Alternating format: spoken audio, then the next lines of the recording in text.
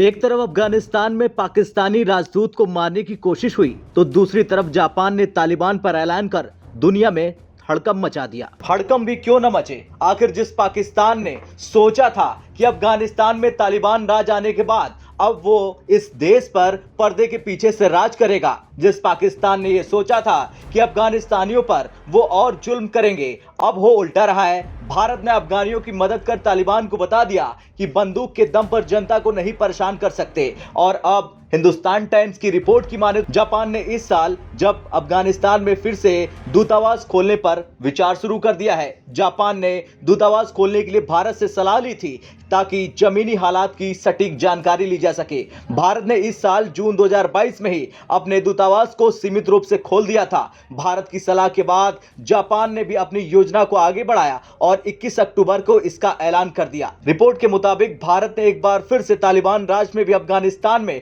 अपनी स्थिति को और मजबूत कर लिया है। वैसे भारत के सामने तालिबान लगातार झुक रहा और पाकिस्तान पर लगातार निशाना साध रहा। यहां तक कि तालिबान के रक्षा मंत्री मुल्ला याकूब ने अफगानिस्तान की एक दिवसीय यात्रा के दौरान डिप्टी फॉरेन मिनिस्टर खार से मिलने के पाकिस्तान के अनुरोध को खारिज कर दिया। अफगानिस्तान की तालिबानी सरकार ने कहा कि भारत उनके देश के कई प्रांतों में कम से कम 20 रुकी हुई परियोजनाओं पर फिर से काम शुरू करेगा। जून में भारत ने काबुल में अपने दूतावास में एक तकनीकी टीम तैनात करके काबुल में अपनी राजनयिक उपस्थिति फिर से स्थापित की है। दरअसल अगस्त 2021 में तालिबान ने अफगानिस्तान की सत्ता पर कब्जा कर लिया। इसके बाद भारत ने दूतावास से अपने अफसरों को वापस बुला लिया। अफगानिस्तान के विदेश मंत्रालय ने इस साल अगस्त में कहा कि देश में भारत की राजनयिक उपस्थिति नई दिल्ली द्वारा शुरू की गई अधूरी परियोजनाओं को पूरा किया जाएगा और नई शुरुआत की जाएगी। समाचार पोर्टल टोलो न्यूज के अनुसार अफगानिस्तान में शहरी विकास और आवास मंत्रालय ने कहा कि